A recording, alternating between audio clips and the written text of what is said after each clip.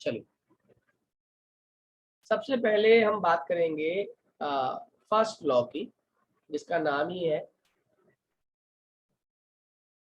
Faraday's law. और वो भी कौन सा लॉ है? फर्स्ट लॉ की हम बात करेंगे, फर्स्ट लॉ ऑफ इलेक्ट्रोलाइसिस। पहले समझेंगे, फिर टाइम दूंगा आपको कॉपी करने का भी। इसने एक सिंपल सी बात कही। इसने कहा जितना भी केमिकल रिएक्शन का अमाउंट हो रहा है इलेक्ट्रोड पर, हो रहा है इलेक्ट्रोलाइसिस के दौरान, वो डायरेक्टली प्रोपोर्शनल है कितना करंट पास हो रहा है। यानी सिंपल सी बात, the amount of chemical reaction occurring at any electrode during, कब? During electrolysis. और कैसे? By passing current is proportional. ये डिपेंड करेगा, किसके ऊपर डिपेंड करेगा? Is proportional to quantity of electricity passing through the electrolyte। मतलब जितना भी आपका केमिकल रिएक्शन हो रही है, अमाउंट केमिकल रिएक्शन के दौरान जमा हो रहा है, वो सारा का सारा वर्क डन डायरेक्टली डिपेंड कर रहा है किसके ऊपर? चार्ज के ऊपर। And charge is what? Q। तो उसने कहा W is proportional to Q। Q यहाँ पे चार्ज है, W वर्क डन है, basically amount of chemical reaction को हम लोग वर्क डन की फॉर्म में स्टडी कर रहे हैं, कितना चार्ज इकट्ठा हो रहा है। तो उसने कहा W जो है डिपेंड कर रहा है किसके ऊपर? कि कितना आप उसको चार्ज दे रहे थे, उस सेल को आपने कितना चार्ज दिया, कितना करंट आपने दिया, उस पर वो डिपेंड कर रहा है। तो जैसे ही आप यहाँ से प्रोपोर्शनलिटी हटाते हैं, तो यहाँ पर एक फॉर्मूला आता है W is equal to ZQ, जहाँ पे Z को एक स्पेसिफिक नाम देते हैं, इलेक्ट्रोकेमिकल इक्विवेलेंट। क्या बोलते हैं इसको? Electrochemical equivalent. जिसको और फॉर्मूला को खोले तो ये बन के आता है W is equals to ZIT, क्योंकि हम सभी जानते हैं Q इज इक्वल्स टू क्या होता है? IT, जहाँ पे टाइम किस में होना चाहिए? सेकेंड्स में होना चाहिए। ठीक है। अब यहाँ पे कुछ चीजें आती हैं दिमाग में कि भाई Z क्या है, Z क्या चीज है? तो Z का फॉर्मूला आप लोग याद रख लेना, Z is nothing but equivalent weight upon 96500। Faraday से डिवाइड करते हैं। What is Z? Equivalent weight upon 96500। अब ये इक्विवेलेंट वेट क्या होता है ये सीख लो पहले आप लोग सभी। जब हम इक्विवेलेंट वेट की बात करते हैं तो उसका फॉर्मूला होता है molar mass upon N factor. किसी भी चीज का molecular mass upon N factor उसका इक्विवेलेंट वेट होता है। अब एन फैक्टर क्या होता है ये आपने पढ़ा हुआ है हालांकि 11th में, लेकिन जिनको नहीं आता वो ध्यान देंगे। एन फैक्टर अलग अलग चीजों का अलग अलग होता है। जैसे एसिड का एन फैक्टर उसकी बेसिसिटी होती है। And what is basicity? Number of replaceable H plus ions. क्या कहा मैंने? Number of replaceable H plus ions. Base के केस में क्या होता है? ये बेस के केस में होता है एसिडिटी, जिसको हम लोग बोलते हैं number of replaceable OH minus ions. अगर कोई आयन है तो उसका एन फैक्टर होता है basically charge on ion, directly charge on ion. Example Al3 plus का एन फैक्टर 3 है। अगर कोई redox reaction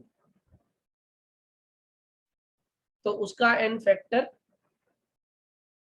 number of participating electrons या फिर और change in oxidation state. Oxidation state में कितना बदलाव आया उसकी हेल्प से हम कैलकुलेट करते हैं एन फैक्टर। एग्जाम्पल दे रहा हूँ एक सभी का और क्लियर हो जाएगा उससे। जैसे मान लीजिए आपके पास एक एसिड है H2SO4, मैंने कहा इसका इक्विवेलेंट वेट निकालिए, तो equivalent weight is molecular weight upon N factor. इसका मॉलिक्यूलर वेट 98 होता है बच्चों H2SO4 का, और इसका एन फैक्टर कितने H+ निकालेगा ये 2, तो इसका इक्विवेलेंट वेट कितना आ गया 49। मान लीजिए HNO3 होता, इसका इक्विवेलेंट वेट निकालना होता, तो फॉर्मूला होता है molecular weight upon N factor. Molecular weight कितना है इसका 63, एन फैक्टर कितना है 1, आंसर कितना आता है 63। Am I clear? हाँ या ना? Yes sir. ठीक है, यस सर। इसके बाद आ जाइए NaOH।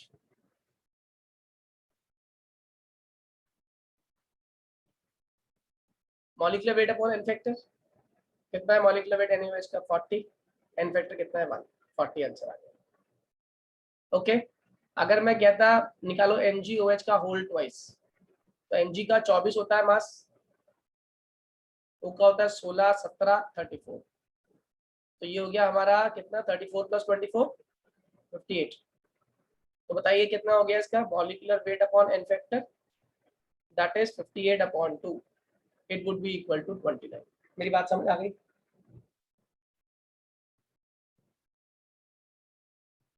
हाँ या ना? अब मान लीजिए आपको Mg2+ का निकालना था एन फैक्टर, तो इसका एन फैक्टर डायरेक्टली दिया हुआ 2, Al3+ का कितना हो गया 3।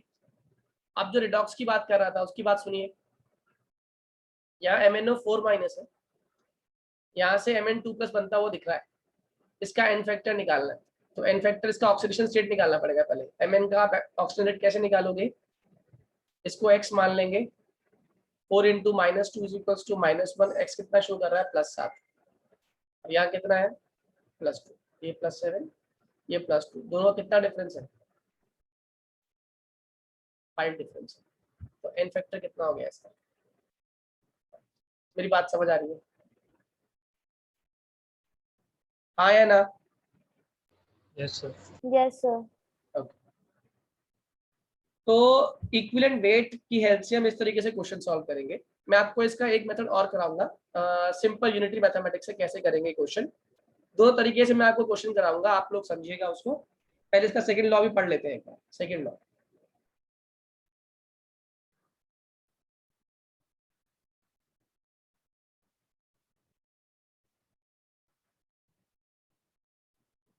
सेकंड लॉ कहलाता है, ये कहता है सिंपल सी बात कि the amount of different substances liberated by same quantity of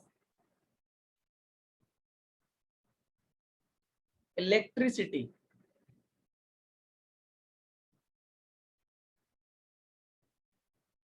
passing through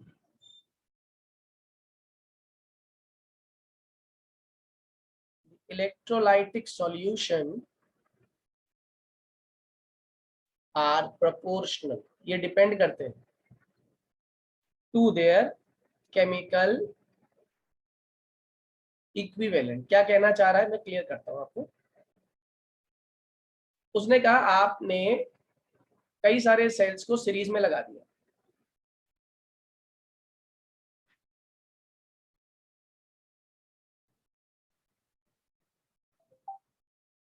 ठीक है।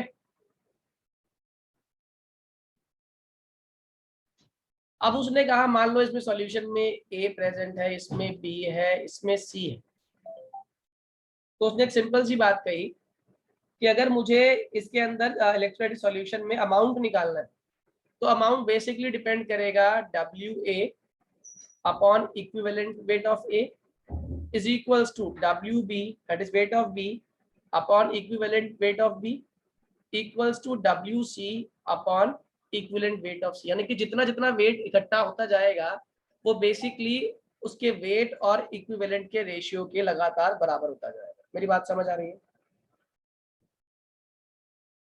इसके ऊपर बेस न्यूमेरिकल नहीं है, बस पता होना चाहिए हम लोग को कहना क्या चाह रहा है। इसने कहा जब बहुत सारे सेल्स आप सीरीज में लगाते जाते हैं तो उनका जो अमाउंट निकाला जाता है वो बेसिकली उनके वेट और इक्विवेलेंट वेट को लगातार इक्वेट करते जाइए। वो सारे के सारे इनका जो रेशियो होगा that would be equal to the amount of charge या अमाउंट ऑफ केमिकल सब्सटेंस या केमिकल रिएक्शन जो बन रहा है वो बेसिकली इनके रेशियो के बराबर होगा। बात समझ आ रही है? ये खाली लैंग्वेज हमें याद करनी है इसके अंदर, इसके ऊपर बेस न्यूमेरिकल नहीं आता आपका। अब जो हम पहला लॉ कर चुके हैं, इस लॉ पर बेस्ड क्वेश्चंस कैसे आते हैं पहले मैं वो क्लियर करता हूं आपको। ये बहुत इंपॉर्टेंट क्वेश्चंस है जो आपके एग्जाम में भी आएंगे और आपको आना भी चाहिए। ये पहले मैं कराऊंगा आपको यूनिटरी मैथमेटिक्स से। देखिएगा ध्यान से, क्वेश्चन क्या है, कह रहा है कैलकुलेट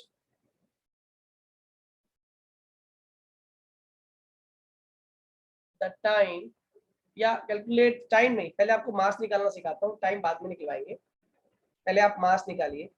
हाँ,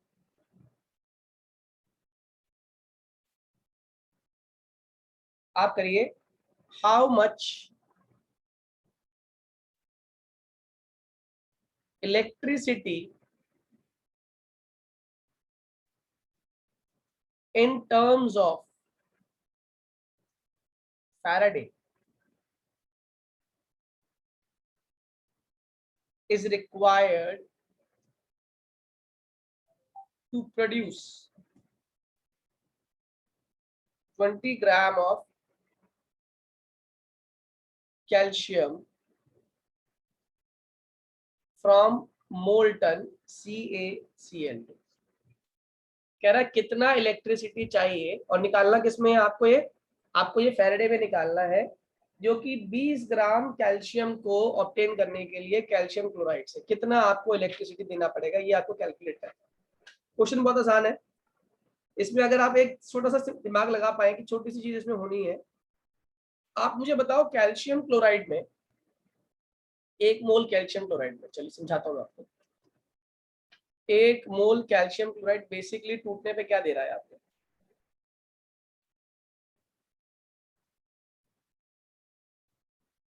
हाँ या ना? 1 मोल दे रहा है Ca2+ और 2 मोल क्या दे रहा है Cl-। M I clear? अरे यही तो दे रहा है तोड़ने पे। Yes sir. लेकिन मुझे मतलब मुझे इससे क्या समझ आ रहा है कि मुझे क्या चाहिए, 20 ग्राम ऑफ हमें चाहिए, Faraday is required to produce 20 gram of calcium चाहिए मुझे। अच्छा कैल्शियम चाहिए तो देखो Ca2+ कितने इलेक्ट्रॉन लेगा भाई? 2 इलेक्ट्रॉन, तब जाके आपका 1 मोल कैल्शियम बनेगा। हाँ या ना? यानी कि 1 mole calcium ion 2 electron absorb करेगा, 2 मोल इलेक्ट्रॉन एब्जॉर्ब करेगा, तब जाके आपका 1 मोल कैल्शियम मेटल मिलेगा। हाँ या ना? मानते हो या नहीं? Yes sir. समझ आ रही है मेरी बात या नहीं आ रही है? Yes sir. ओके, इसका मतलब मैं ये कह दूं कि अगर 1 मोल होता, 1 मोल कैल्शियम, वो कितना चार्ज प्रोड्यूस करता है? ध्यान रखना, चार्ज के लिए फॉर्मूला होता है NF। 1 mole calcium equal to charge कितना है? NF, और N क्या होता है यहाँ पे? Number of electron. तो 1 मोल कैल्शियम कितना फैराडे प्रोड्यूस करता है? 2 Faraday, that is equal to 2 into 96500 coulomb. हाँ या ना? Yes sir. ये दिख रहा है आप लोगों को या नहीं? क्या देखो 1 मोल कैल्शियम में कितना इन्वॉल्व हो रहा है, कितना चार्ज इन्वॉल्व हो रहा है 1 मोल 2। कैल्शियम में। अब चेक करो क्या क्वेश्चन में आपको 1 मोल दे रखा है क्या? अब मोल कैसे निकालोगे? No, sir, 20 grams given. Mole of calcium available, formula क्या होता है? Given mass upon atomic mass. Calcium का एटॉमिक मास 40 होता है, गिवन मास कितना दिया हुआ है आपको? तो कितने मोल आ गए आपके पास, जल्दी बोलिए। 1/2 0.5। आप क्या लिख कर आने वाले हो? 0.5. आंसर बोलो क्या आने वाला है इसका। आप बोलोगे 1 मोल कैल्शियम प्रोड्यूस करता है चार्ज इक्वल टू 2 फैरेड। ये लिखा, हाँ या ना? यस तो सर। बताइए हाफ मोल कैल्शियम कितना चार्ज प्रोड्यूस करेगा? F1F।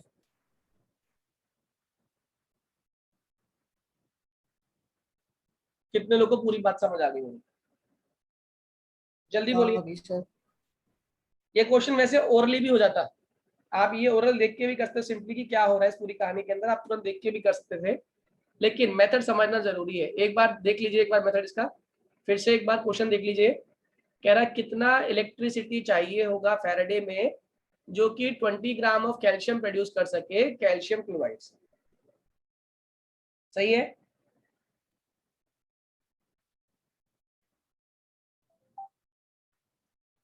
इसमें क्या किया हम लोगों ने, 1 मोल कैल्शियम क्लोराइड तोड़ दिया और तोड़ने पर क्या प्रोड्यूस किया हम लोगों ने, 1 मोल Ca2 प्लस प्लस 2 मोल Cl माइनस। 1 मोल Ca2 प्लस 2 इलेक्ट्रॉन लेगा और क्या बन जाएगा, 1 मोल कैल्शियम। राइट?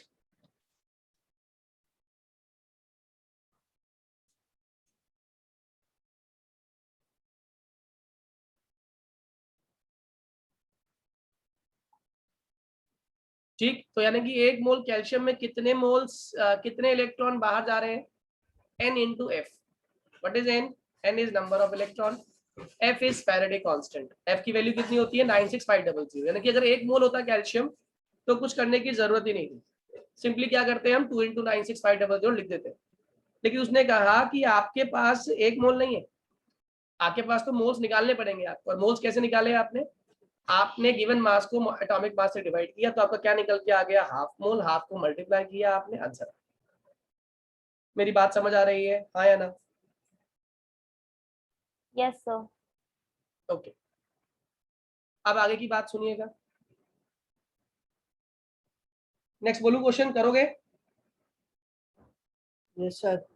ओके, अब एक सिंपल सा क्वेश्चन देता हूं, वो करने की कोशिश कीजिए।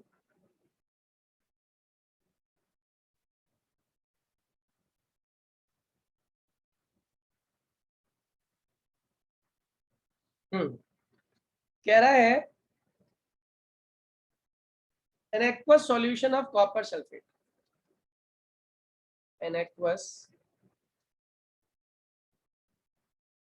solution of copper sulfate was electrolyzed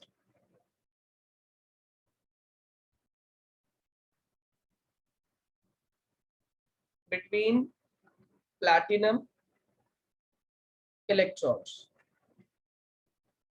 using 0.1287 ampere for 50 minutes। कितनी देर पास किया आपने करंट, 50 मिनट। यहाँ पे दिया हुआ एटॉमिक मास कॉपर का 63.5। तो उसने बोला find mass of copper deposited at cathode. कितना मास कॉपर का डिपॉजिट होगा कैथोड के ऊपर, ये हमें निकालना है। और ये भी कह दिया हमें कि 1 फैराडे बराबर है 96500 कूलम के। बहुत बहुत बहुत आसान क्वेश्चन है, यूनिटी मैथमेटिक्स से भी कर सकते हो। 2 मेथड होते हैं इसके। मैं आपको पहले एक बहुत बेसिक मेथड सिखाता हूँ, मगर बेसिक मगर सिस्टमैटिक, जो तरीके से समझने वाला मेथड है वो आपको इसकी पूरी नॉलेज देगा कि भाई क्यों हमने ये फॉलो किया, क्या कंसेप्ट है। अदरवाइज एक तो डायरेक्ट फॉर्मूला भी है, डायरेक्ट फॉर्मूला से भी कर सकते हैं। पहले मैं आपको इसका मेथड समझाता हूँ, देखिएगा। मतलब की चीज कौन है यहाँ पे मेरी इस बार, कॉपर सल्फेट। वो टूटा होगा, क्या बनाएगा, Cu2 प्लस, साथ में क्या बना होगा, SO4 माइनस। हाँ या ना? सही है? तो इसका मतलब Yes, मैं ये sir. लिख दूं 1 मोल Cu2 प्लस है, ये बेसिकली 2 इलेक्ट्रॉन लेगा और क्या बनाएगा, 1 मोल Cu बनाएगा। मेरी बात समझ आ रही है, आया ना? Yes. यानी कि 1 मोल कॉपर के बनने में कितना चार्ज इन्वॉल्व हो रहा है, 2 × 9650 कूलम इन्वॉल्व हो रहा है। फर्स्ट पार्ट, 1 मोल कॉपर के बनने में। और 1 मोल कॉपर में कितना वेट होता है? ऑब्वियस सी बात है, उसका एटॉमिक वेट किसी भी चीज का 1 मोल में क्या होता है? उसका एटॉमिक वेट, अगर वो एटम है तो, और मॉलिक्यूल है तो उसका मॉलिक्यूलर मास। तो यानी कि 1 मोल कॉपर में 63.5 ग्राम भी होता है।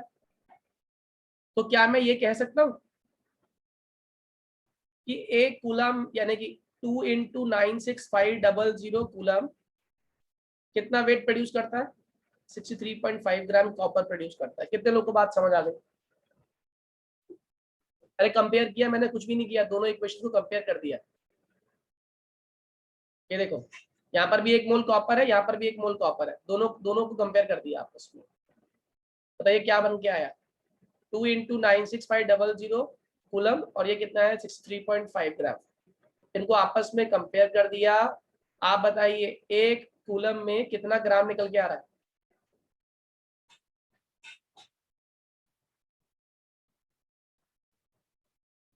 आ रहा है नहीं आ रहा? I have simply used unitary mathematics. कितने लोग को ये बात समझ आ गई है? Yes. अब एक्चुअली क्वेश्चन के हिसाब से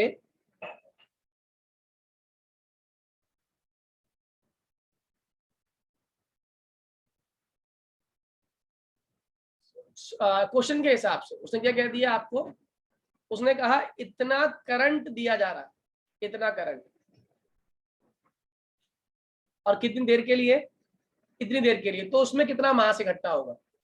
तो ऑब्वियस सी बात है, यहां से मुझे एक चीज निकालनी पड़ेगी, Q = IT। हाँ है ना? I कितना है? I है 0.1287। टाइम कितना दिया हुआ आपको? जल्दी बोलिए। अरे टाइम कितना दिया हुआ है? 50 मिनट ना? इसे मल्टीप्लाई कर लोगे? कोई बच्चा करो जरा मल्टीप्लाई।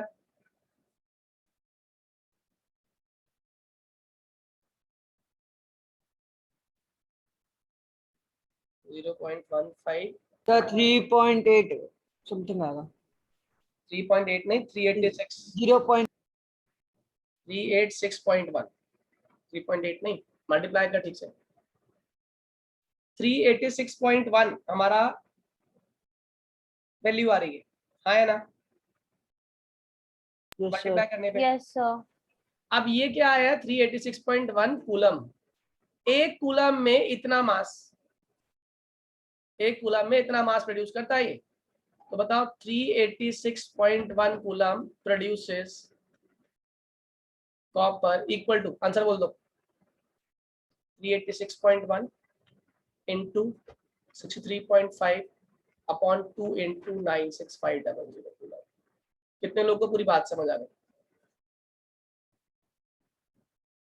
पहले मैंने क्या किया, इस क्वेश्चन दोबारा रिपीट कर रहा हूँ। उसने कहा एक सॉल्यूशन है आपके पास कॉपर सल्फेट की, उसमें आपने करंट पास किया, और करंट पास करने के बाद कितनी देर के लिए कितना कितना करंट पास किया आपने? 0.1287 एम्पियर करंट पास किया, और कितनी देर के लिए? 50 मिनट के लिए।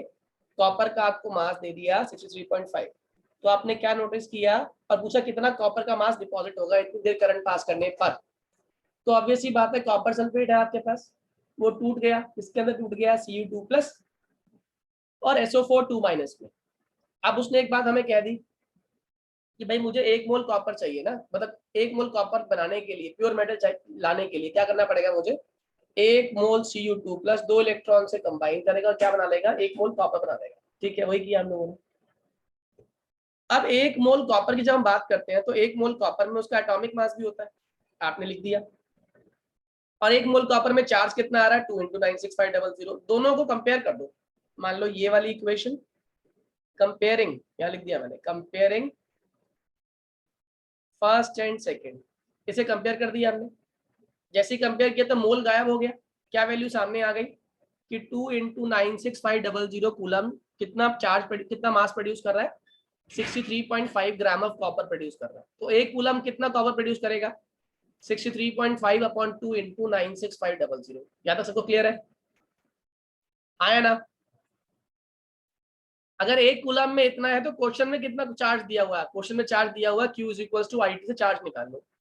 आई कितना दिया हुआ 0.1287 और टाइम कितना है 50 मिनट। 50 को सेकंड्स में कन्वर्ट कर लिया, ये Q आ गया। तो इतना कूलम मेरे पास चार्ज है, एक कूलम में इतना मास प्रोड्यूस होता है। तो बताओ इतने कूलम में कितना मास प्रोड्यूस होगा? मल्टीप्लाई कर दीजिए, आंसर आ जाएगा। मेरी बात समझ आ गई? Yes sir. सभी को क्लियर हुआ? Yes, yes sir. अब ये तो था इसका सिस्टमैटिक तरीका। अब एक तरीका है कि जिसमें हम सिंपली इसको डायरेक्टली फॉर्मूले की हेल्प से फॉर्मूले में डालें और आंसर निकल जाए। और फॉर्मूला क्या होता है हमारा? फॉर्मूला होता है हमारा m is equals to z into I into T. और m क्या है यहाँ पर? मास जो इकट्ठा होगा। z क्या है यहाँ पे हमारा? Electrochemical equivalent, electrochemical equivalent. I क्या है यहाँ पे हमारा? करंट। और T क्या है यहाँ पे हमारा? Time in seconds. सही है। जब Z की बात करते हैं तो Z का फॉर्मूला क्या होता है? Z होता है equivalent weight upon n factor. Okay. अब कई चीजें आप लोगों को पता है, कई आप तुरंत निकाल अपॉन n फैक्टर। आपको क्वेश्चन में क्या गिवन है? किसके बारे में बात कर रहे हैं हम लोग? कॉपर सल्फेट के बारे में बात कर रहे हैं। सही है, हाँ या ना? और कॉपर सल्फेट में भी किसकी बात कर रहे हैं? आयन कौन है आपका? Copper ion. कॉपर का वेट कितना दिया हुआ है आपको? Yes sir. 63.5। तो हम क्या करेंगे? एटॉमिक मास लेंगे इस केस में, equivalent weight upon n factor. Z जो होता है इक्विवेलेंट, और इक्विवेलेंट वेट क्या होता है? n फैक्टर नहीं, 96500। इक्विवेलेंट वेट क्या होता है हमारा? ये होता है atomic mass upon n factor. यहाँ पर कौन दिया हुआ है आपको? Cu2+। तो Cu2+ का इक्विवेलेंट वेट निकालेंगे हम। कैसे निकालेंगे? कॉपर का मास कितना होता है? 63.5, राइट। अपॉन n फैक्टर कितना आ गया इसका? 2। यानी कि ये है इसका इक्विवेलेंट वेट। अब इस इक्विवेलेंट वेट को यहाँ पुट कर दो तो बताओ Z कितना हो गया? Z हो गया 63.5 अपॉन 2 इंटू 96500। कितने लोगों को बात समझ आ गई? अरे ये कहानी समझ आएगी, हाँ या ना? बोलिए। Yes sir. चलिए ये समझ आ गया। अगर ये समझ आ गया तो इसकी अगली कहानी तो बहुत ही आसान है। m निकालना था। Z की वैल्यू कितनी है? 63.5 अपॉन 2 इंटू 96500 इंटू आई कितना दिया हुआ था आपको? करंट 0.1287 इंटू आई वैल्यू निकाल ली थी ना हम लोगों ने। आई 0.1287, टाइम कितना था? 50 इंटू 60। सॉल्व कर दीजिए, ये भी आंसर डायरेक्टली वही देगा जो आप पहले निकाल रहे थे। हमने क्या किया इसमें? खाली इसे इसी फॉर्मूले में पुट कर दिया। Am I clear to all? बात समझ आ रही है आप लोगों को, हाँ या ना? अरे बोलिए हाँ या ना? Yes sir. Yes sir. Okay. ये सिर्फ एक ही बच्चों को समझ आया पूरी क्लास में? प्लीज रेज योर हैंड जितने लोगों को क्लियर हो गए। Please raise your hand. Ishita को क्लियर है, दीपांशु को, कृष को, आर्यन, निश्चल, वेरी गुड। समझ आ गया सभी को? Yes sir. अलग समझ आ गया? पुष्कर को भी समझ आ गया, वेरी गुड। चलिए आगे की बात करते हैं। अब इसी क्वेश्चन को वो चाहे तो कई तरीकों से पूछ सकता है, ठीक है। अब मैं क्वेश्चन को चेंज कर रहा हूं, डिफरेंट फॉर्म में बोलूंगा, देखता हूं कितना दिमाग आप लोग लगा पाओगे। क्वेश्चन बोल रहा हूं,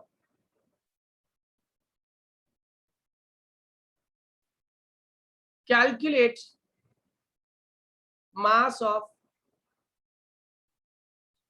silver deposited at cathode when a current of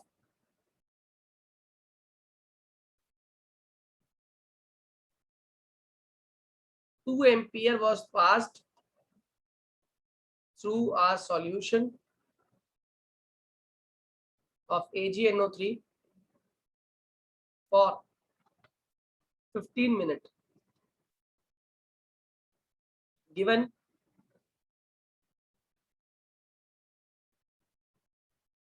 molar mass of Ag is equals to 108 gram per mole.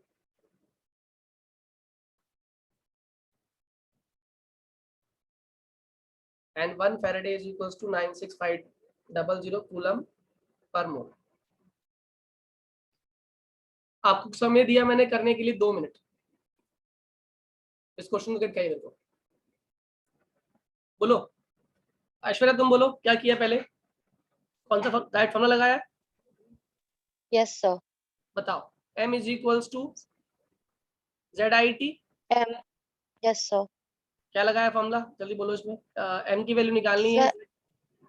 Z के लिए मॉलिक्यूलर मास हमें गिवन है, that is 108. इसका n N फैक्टर हमने AgNO3 को ब्रेक किया तो Ag plus and NO3 minus आएगा। बहुत बढ़िया, बस यही बात समझनी सभी ने कि AgN3 टूटेगा जब तो क्या बनाएगा वो Ag प्लस और NO3 माइनस, यानी कि 1 mole Ag plus 1 mole electron accept करके क्या बन जाएगा 1 मोल Ag, यानी कि n फैक्टर हमारा 1 है। तो ये इंटू 96500 नीचे आ गया। आई की वैल्यू कितनी ली आप लोगों ने? तो 2 एम्पियर गिवन है। 2 एम्पियर गिवन है आपको। 2 एम्पियर 1 इंटू 96500 इंटू आई की वैल्यू है 2 एम्पियर और टाइम कितना है आपको 15 मिनट। 15 इंटू 60 सबने सॉल्व कर दिया, आया ना? थोड़ा साफ साफ लिखता हूँ। m is equal to 108 upon 1 into 96500 into 2 into 15 into 60। ये आ गया हमारा ग्राम में answer. Am I clear to all? सही बच्चों को पूरी स्टोरी समझ आ गई?